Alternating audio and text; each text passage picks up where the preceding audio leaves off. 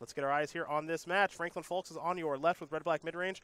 Oliver 2 on your right with white-black knights. Keep in mind, this team of Walker, Donegan, and 2, they have won a Team Constructed Open before late last year in Baltimore. So, we'll give these players a green light. We'll be underway here. You see Dylan Donegan very wide awake this morning with his yawns. Come on, Dylan. No, they're okay. The kids are all right at this hour. All right. Away we go. It's a Soul Scar Mage off of a beautiful mountain. Isolated Chapel is where Oliver will start. You okay? Oh. You okay? I mean, you got to do what you got to do, but I would not be able to register that land in the tournament. Here's a Heart of Kieran for Franklin Fulks. Whoo! The follow-up here, that'll be a knight. I believe that's a Knight of Malice. I want to make sure I get that correct. That is Knight of Malice, the white one, of course, being Knight of Grace. Oliver 2 ready to block. Let's see what we have here. It'll be in a braid to take care of that. Soul Scar Mage will come across here for 2. One, of course, from the prowess, and one from its original base power. Where I head back over to Oliver 2. Now he'll draw a card. A Johnny, Adversary of Tyrants, was the draw. Not sure if he has the third land or not. You see he's got a copy of History of Benalia. What do you think about that card? Sweet design. Yep. I'm not a huge fan of the sagas, just design-wise, that go first mode, second mode is the same as the first, third thing. Okay. I think the stories are better when it's ABC, and I don't like the designs that are AAB. Okay. But that card's, like, totally fine, and, you know. And it's not like it's unique to that design that it goes AAB. It's all over the place with the sagas. Now, you saw Oliver on his turn. He cycled a cast out, missed his land drop. However, now he's drawn a copy of Concealed Courtyard. Fortunately for him, that's going to enter the battlefield untapped. Here's History of Benalia. Chapter 1 going to give him a 2/2 knight. Yeah, I'd slide right by those goblin tokens, trust me. He was hoping they were double-faced. Yeah. We will get Oliver a 2/2 Vigilant Knight here in just a moment. For Franklin, he also missed his land drop. You saw him a braid to take care of that Knight of Malice, get in for 2 points of damage, and now Heart of Kieran still not able to be turned on. So now we're going to see Franklin draw a card. Has he found land number 3? No, he found Heart of Kieran number 2. Yikes. Boy, I see a face-down token there. Someone might have to lose their job here in just a moment. This could get ugly. Oh, my God. I've never seen this. We might lose a couple of employees here on the SCG Tour staff with these tokens. We have the most esoteric tokens at all times. I know. Now, this is great advertising for our invitation or qualifiers and organized play programs. However, we would like to see some knights. Speaking of which, there is a knight in Knight of Malice. And now 2 very well set up next turn for his Saga to go up to 3. Hit for a ton. We know his hand's all spells. And Fulks not up to a whole lot. Oliver will draw a card. Chapter 3. The saga is complete. Those knights have just gotten much larger. There we go.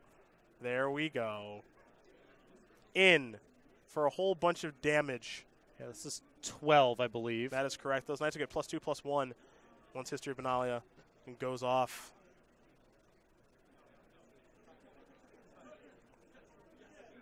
So a lot of damage dealt there by Oliver. What's our follow-up here from Mr. 2?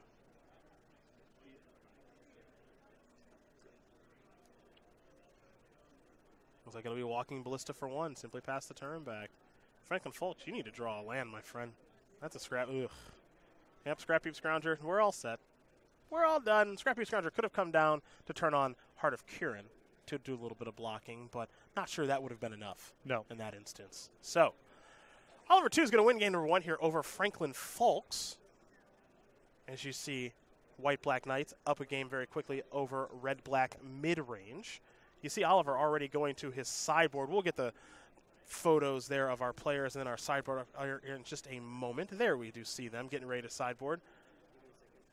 And we'll be going to the sideboard in just a moment here. But pretty one-sided affair there between the 2 players. Obviously some land issues there, but I think White-Black Knights might actually just be in a good spot in this matchup. It's got a lot of creatures that matter.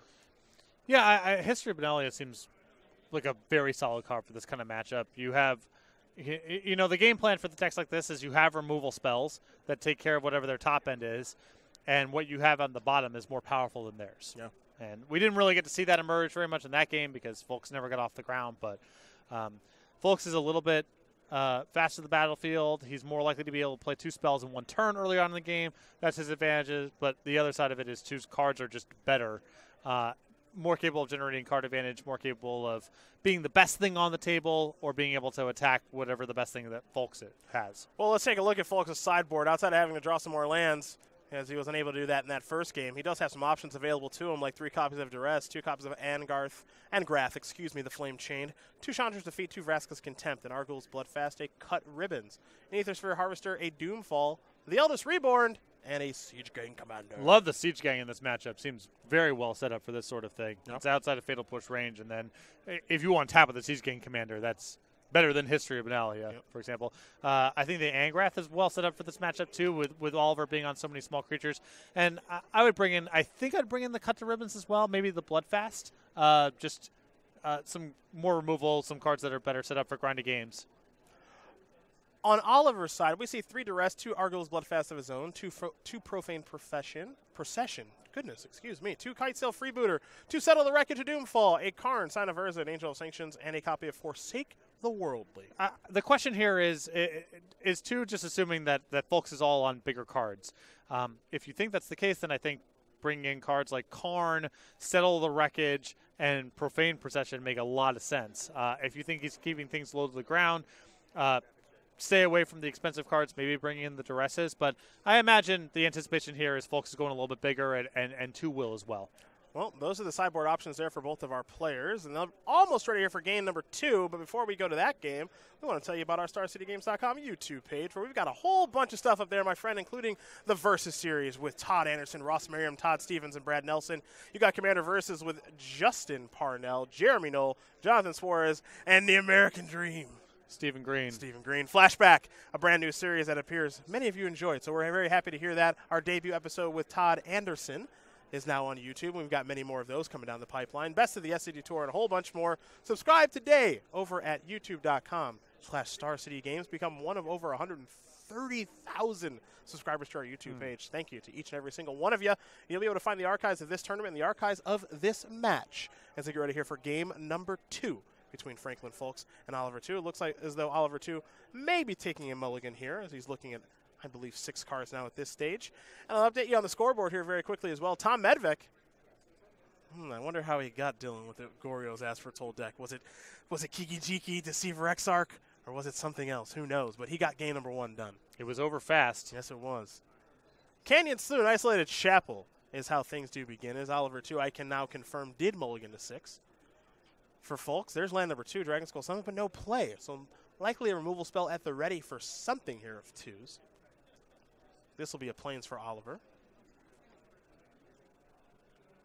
Oliver does have a Knight of Grace. And he's just going to play Knight of Malice instead. No removal spell there from Franklin Fulks, so we head back over to Franklin for his 3rd turn of the game. He's got to have something going on here, I imagine. There's a hub, get himself an energy, and now there is the Chain Whirler. Whoosh, whoosh, whoosh. Nice. Didn't kill anything. But did deal Oliver a point of damage, so Oliver's going to fall down to 19. The follow-up is a Knight, and here's an attack for 3. Both these creatures do have first strike, so they could trade. These Knights do work together well in tandem, pumping each other. And they will trade. Both creatures, of course, with first strike. So now we're going to head back over to Fulks.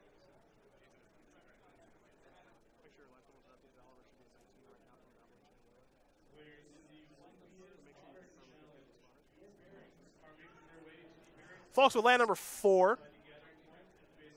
That'll be a mountain. Chandra seems like a pretty darn good play this turn. Chandra minus. Or plus, I guess, if you want to play Magma Spray this turn and try to get to an emblem as fast as possible. Sure. But everything revolves around the Planeswalker. Yeah, it's definitely Chandra. Yep, plus, spray, pass the turn back. Fulks in good position right now. Go back over to Oliver. Remember, he did take a mulligan to 6. He'll play a land there. On the battlefield tapped, unfortunately for him. Looks like it may have been a copy of Forsaken Sanctuary. And it is. It's just a 1-of in his white-black deck. Not a timely time for it. Chandra will plus reveal Spire of Industry. Oliver will take 2 from that. Going to fall down to 17. Any big follow-ups here? Folks looking at a copy of the Eldest Reborn in hand. But he's just going to pass the turn back. We'll go back over to Oliver 2. There's a hub. A little bit of energy here for our Knights player.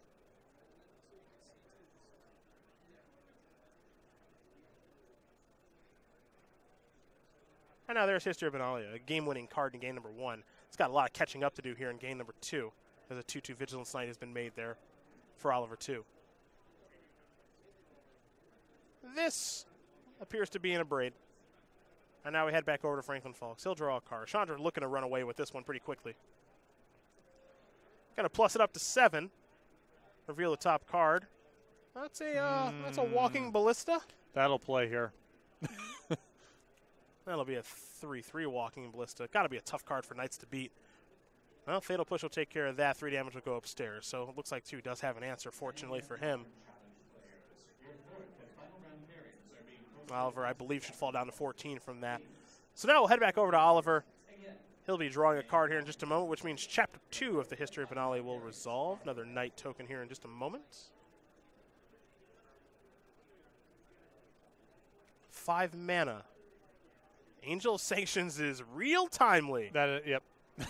Had to be right there. Yes, it did. That's going to take care of Chandra, and Oliver, too, is back in this game now as we head back over to Franklin Fulks. Karn, Scion of Urza in Franklin's hand now. Can't play it just yet because the History of Benalia goes off to Chapter 3 next turn, and Karn would just simply die. Here is the Eldest Reborn. Chapter 1 of that causes Oliver to sacrifice a creature. Unsurprisingly, will sacrifice the Knight token as opposed to the Angel of Sanctions. The History of Benalia will go off after Oliver draws a card, so Chapter 3 has been read. Here comes an attack. I'm curious to see how 2 does follow up here. He's starting to really come back, get some momentum in this game.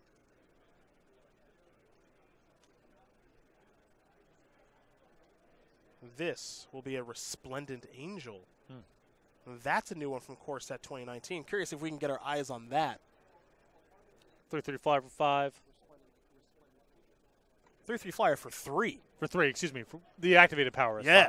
Yes. Fatal Push. Looks like that will bite the dust here. And you see Franklin taking a look at Resplendent Angel. So, of course, we'll be doing the same again from Core Set 2019. A new one. Not sure how good this card is just yet. The upside's really high. It is a thing that needs a turn and just dies a lot to removal spells, etc., but you see the 6-mana ability, 3 white, until end of turn, Resplendent Angel gets +2/+2 and gains lifelink. However, a cut to ribbons will take care of the Angel of Sanctions, and now Chandra will tick down to take care of the Resplendent Angel. So we don't get to see anything awesome with the Resplendent Angel there. Now we're seeing Karn, too. This has ended up to be a pretty good turn here for Franklin Fulks. And Franklin says, you will be giving me a Glory Bringer a little bit later. For now, I'll take my Dragon Skull Summit.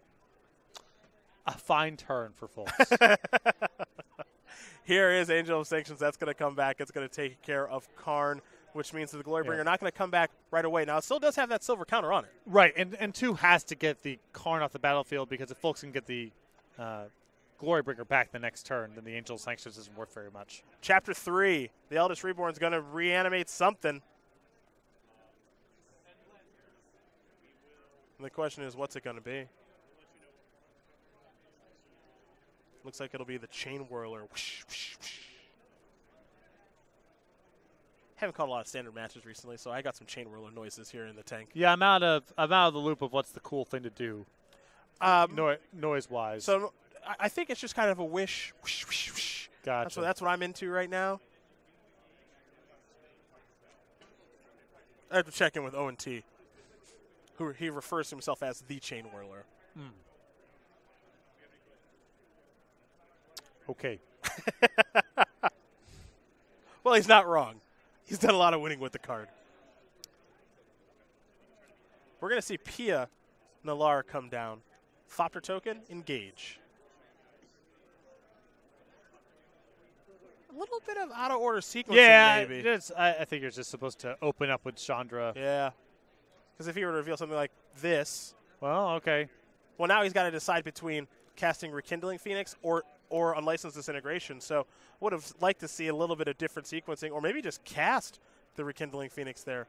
Instead, Unlicensed Disintegration is going to take care of the Angel of Sanctions, deal 3, get Karn back. Yeah, I don't mind burning through the Phoenix here if you're getting your card through Karn anyway and dealing some damage.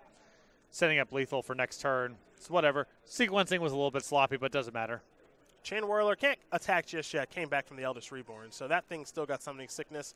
Not that I think it's going to matter too much because I think Oliver 2 might be all done this game, and he is. So Franklin Fulks going to tie things up here against Oliver 2. Red-Black Midrange and White-Black Knights. They're going to get ready for a third game here.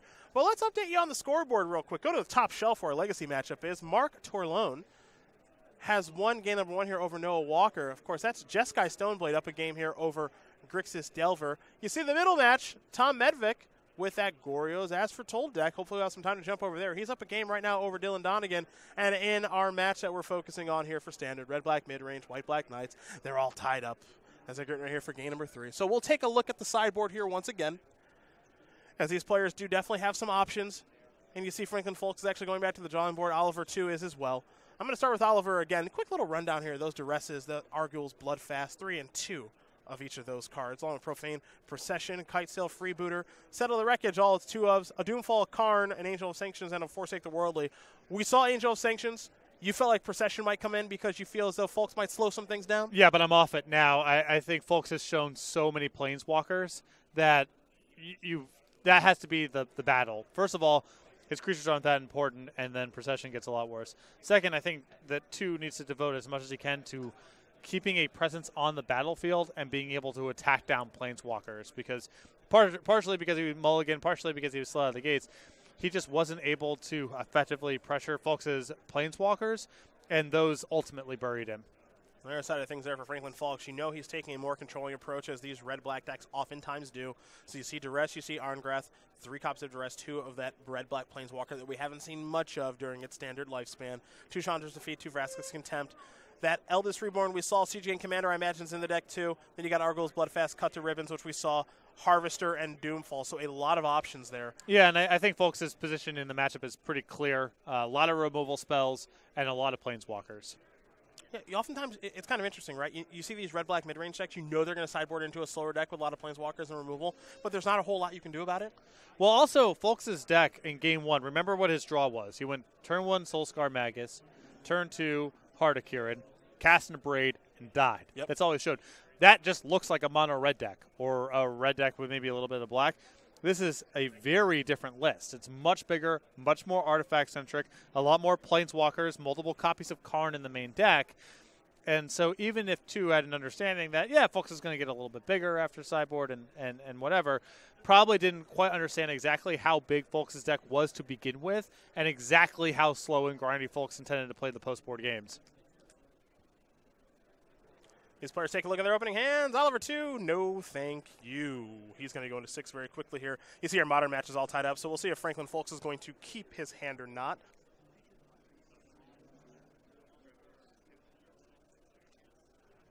Looks like Dylan Donegan is happy with his configuration in the middle there, so he's already shuffling up for game number 3. Death's Shadow of the Grixis variety. Going to be going against Goryo's As Foretold here in a moment. I think a pretty good matchup there for Dylan. But let's not talk about that. Let's talk about this. Let's talk about playing with fire. We got playmat sleeves and player bundles, man. Yep. Go.thursdaygames.com/creature collection. Available now. Playmat sleeves, player bundles. That and all of our creature collection stuff. We got some fun stuff coming down the pipeline. Right. I'm saving game night for next round. Cool. Some new ones coming for you. Cool. Which I know you don't even know. You don't even know what they are. I do not. I know that. I do not. All right, getting ready here. Take a look. See if Oliver 2 is happy with the 6. Looks like he is. So we'll give him the green light. We are ready to rock and roll. Oliver 2 going to start off with your favorite. Ooh. It's even worse than Isolated Chapel. It's the Sanctuary. Those remind me of the days of Prairie Stream. Yeah. Prairie Stream never entered the battlefield untapped. That'll be a Magma Spray to take care of the Knights. Soulscar Mage will come in for 2. So we head back over to Oliver 2. Okay, Plains and History of Benalia. So a pretty good curve out draw here. There's a 2-2.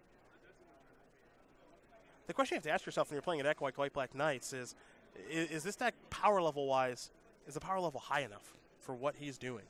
Well, you're trying to beat the control decks by having a good clock and a lot of staying power against sweepers, and you're trying to be good against creature decks by getting underneath of them and having removal of the spells that can take care of everything. But yeah, He's playing with some objectively low-power cards. It's part of what comes along with it. Pia and Kieran Nallar, excuse me, just Pia Nallar, not Pia and Kieran. Pia Nallar along with a Thopter going to enter the battlefield here. Another chapter has been read there on the history of Benalia.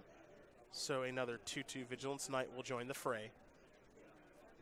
And Oliver, too, looks like he's going to attack with the first one.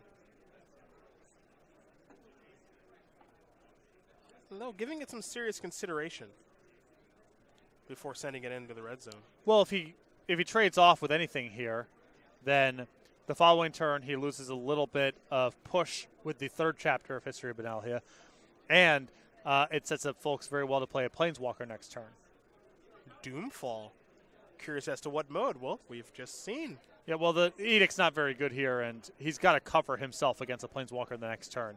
He's not in a position to attack Karn effectively or Chandra, so 2 has to put a high premium on getting it out of the hand if he can.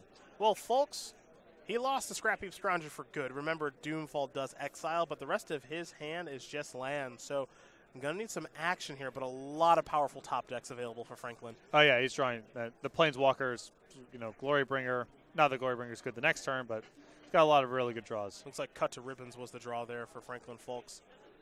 Curious if he's got interest in using that this turn to make History of Benalia once Chapter 3 is read a little bit worse. Well, I mean, he can go ahead and cut to Ribbons here and attack for 6 with a Thopter Pump. Yeah. And 2's already at 18, and you have a flyer that can still hit the following turns. You have a Ribbons in your graveyard now. We can do a little bit of racing. Yeah. And if 2 wants to trade off the Knight with the Pia, then Chapter 3 of History of Benalia doesn't matter. Yeah, very true. You're out of the woods that way. Well, it looks like Franklin Fulks agrees with you. He's coming in with everybody. As you mentioned, Pia does have the ability to pump the Thopter. And we already know Franklin doesn't have much going on in his hand. Now, he might have some interest in leaving that mana up to be able to cycle the Canyon Slew in hand, but past that, there's really nothing going on. And now Oliver's got to give some serious consideration to blocking.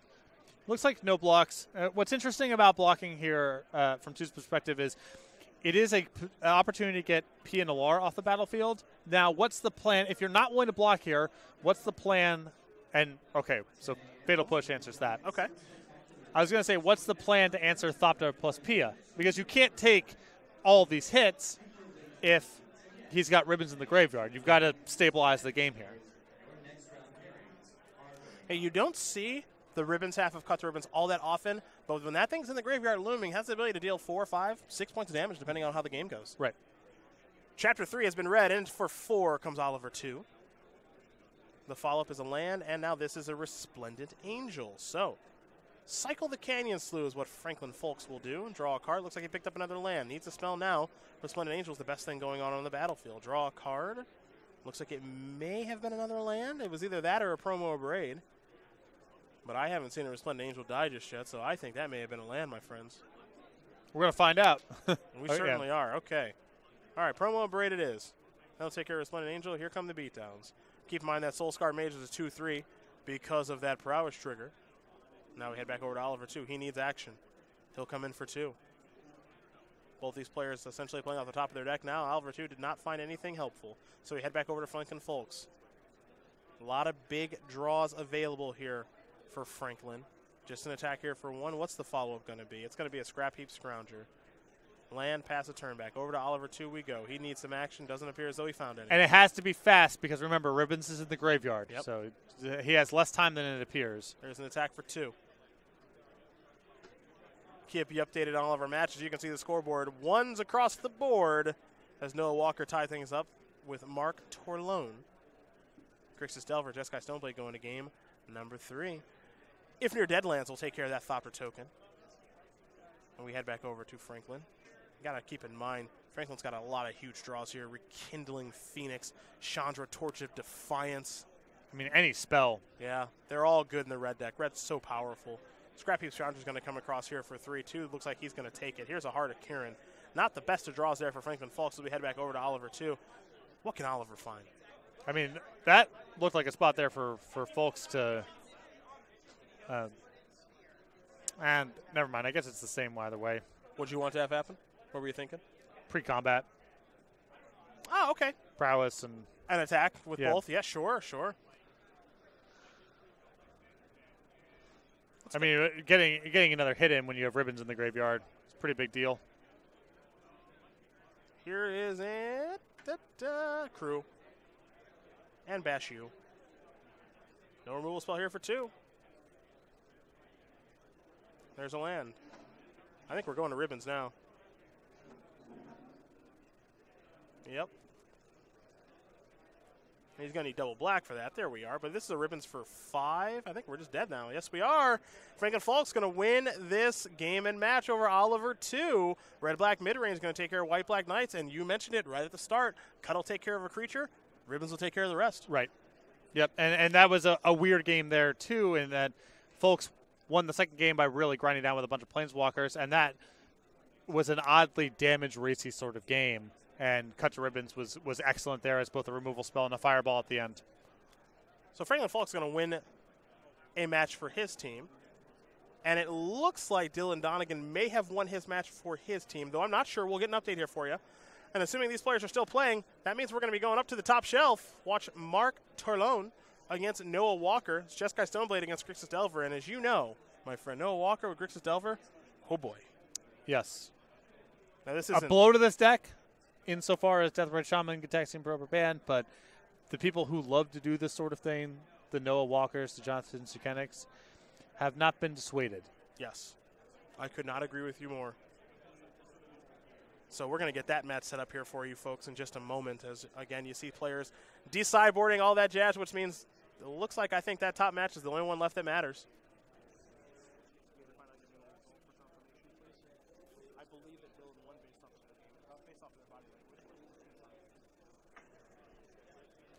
So let's take a look at this Jeskai Stoneblade list. I think you have that in front of you?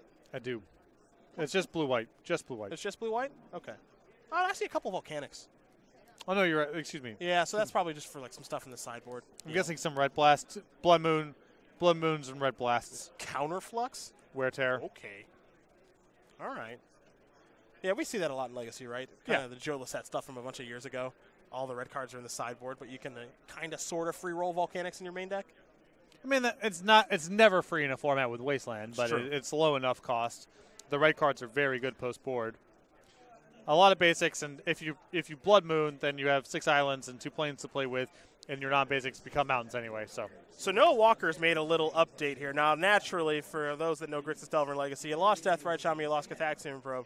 So what has he gone towards for his one drop of choice? Bomat Courier. I have seen a little bit of this pickup in Legacy. Okay. So I remember Zan Saeed rocking this in blue-red Delver a little bit. And now Noah Walker, now he's not just playing Bomat Courier like 1 or 2, like Sukenik was doing Grimloft Mancer. He's playing 4 of this thing. Yep. So that puts an incentive to be as cheap as possible. I'm even surprised by 1 copy of True Name Nemesis just because I would want to be as cheap as possible. I think Noah wisely playing with 0 copies of Fire Ice, unlike some competitors we had on camera earlier. Yes. But yeah, this is all about doing things for 0 and 1 mana, and I think that's the way you want to build the deck alongside Bomat Courier. Yeah, I think I'm inclined to agree with you, my friend. So these players are going to lay out their opening hands, and we'll see if they are happy. You see, the team of Walker, Donegan, too, they are flanking Noah, who, in my opinion, probably doesn't need the help, but if you've got good teamwork, doesn't hurt. Yeah, you're here. Yeah. Might as well use those resources. Torlone, much more on an island. Okay, there we go. Here we go. There we go, Franklin. Get in there.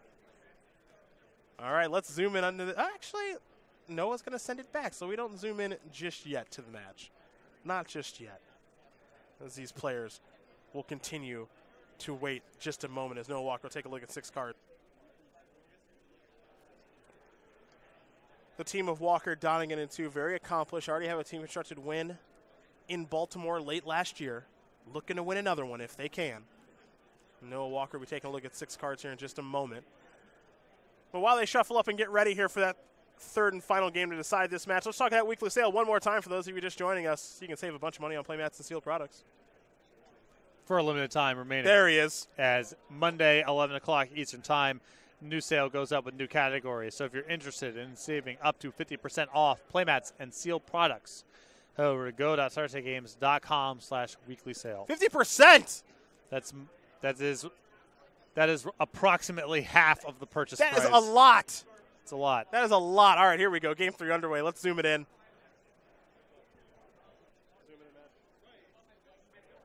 Bobo. Giving beats, trigger. Not just for standard anymore. Is this on your bingo board? Bomac Courier and Legacy? Yeah. No. No, it is not. Bomac Courier cast off of Underground Sea. I didn't think Nick would be that mean to me. Let's see what Mark is up to here for his second turn. Bomac Courier is such an interesting card, too, because you're just like, it's just a 1-1. And do I really need to swords this thing? The answer is probably yes. Yeah. Yeah. Walker is going to have some issue keeping up if the game goes on for a long time. Just because Stoneforge, Mystic, and Torlone having generally better cards. One of the ways to keep up is just draw a bunch of extras. And Swords of Plowshares is going to put a stop to that. Goodbye, Bomac Courier. I like the timing of it right now, too, while Walker's tapped out. Don't have to worry about something like a Spell Piercer or a Flusterstorm. None of that stuff. Just cleanly get it off of the battlefield as Walker's going to play a Polluted Delta. Now he's going to play a copy of Thoughtseize. Wants to get a good look in Mark's hand. And perhaps we'll see Mark fire off a Spell Pierce here. Yeah, options are Brainstorm or Spell Pierce. I like trying to cash in a Spell Pierce here. Spell Pierce has a much tighter window of being good than Brainstorm. So now would be a good time. Alternatively, he can just let it resolve if he doesn't want to play in a daze. I think that's okay, too. I don't hate letting it resolve. You don't have to play back at your opponent. I would not cast Brainstorm. Stan's got too many spells in it anyway, and this seems just like a very good window for Spell Piercer if you're going to cast anything at all. Yeah, I like Spell Piercer nothing. I'm with you.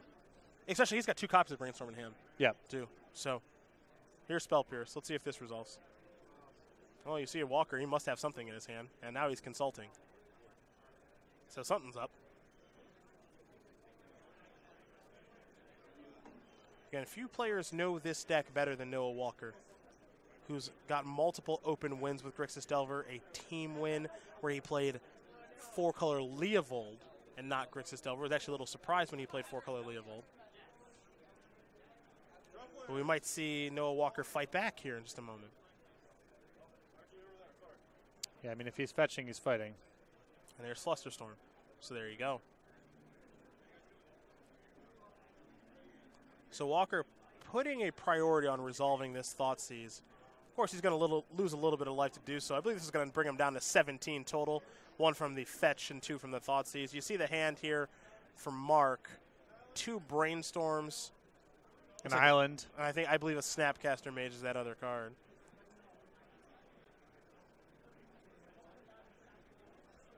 Walker should be at 17. Confirm with your judge. 2 from Thoughtseize, 1 from the fetch land.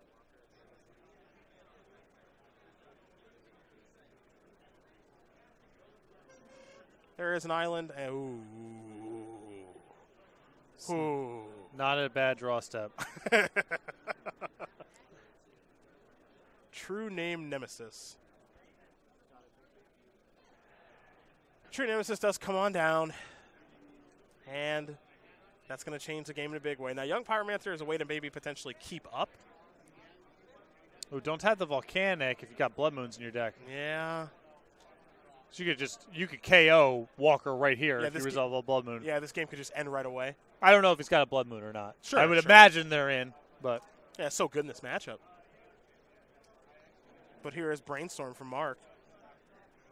2 cards going to be going back here in just a moment. Walker's life total 18 right now. Took 3 damage total. 2 from the Thoughtseize, 1 from the fetch, but then gained a life back from the Swords of Plowshares on the Bomac Courier. There go those 2 cards there from Mark. There's an island. This is a Stoneforge Mystic. That'll give you the shuffle for the Brainstorm that you're looking for. Stoneforge going to resolve. We'll see if it's going to be Jite or Batterskull. Either one's good, though. I think you get Jite here because if your Stoneforge dies, you still just put Jite on True Name Nemesis, and that's good too. Well, there is Umezawa Jite. There's an attack for 3. If you get Batterskull, you're kind of leveraged because if your Stoneforge dies, then you might have a blank card in your hand. Mm-hmm. It's really hard for Jite to get blanked here. And it happens to be especially good against Young Pyromancer as an added bonus. All good points, partner. We'll be heading back to Noah Walker in just a moment. He'll untap those 2 lands. He'll draw a card. He's in some serious trouble right now, though. I mean, this is pass-fail. If he can't break this up, the game's over. Yep.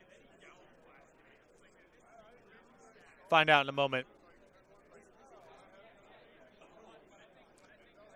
But now with Torlone having Stoneforge Mystic on the battlefield to cushion him against an Edict effect, it's asking a lot. Okay, this is something.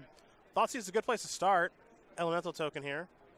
This will be a Brainstorm in response, and Walker doesn't waste any time playing Magic. I'll tell you what. He knew that Brainstorm was probably coming, and he says, I'll Power Blast that. I'll come in here for 2. You want to trade? Awesome. Super happy with that. This means my Edicts are back on. Yep.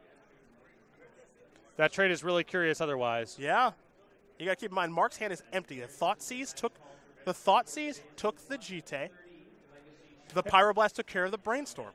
And that attack is really curious there, too. I guess the Stoneforge Mystic is good against the 1/1, so Walker has some incentive to offer it up. Oh, yeah. But, Torlone is definitely exposed to Diabolic Edict if it happens to be in Walker's list somewhere. 2 in the sideboard. Yep. You got to imagine they're in the deck. Let's see what we have here. Looks like a Delver. All right, let's go back over to Mark.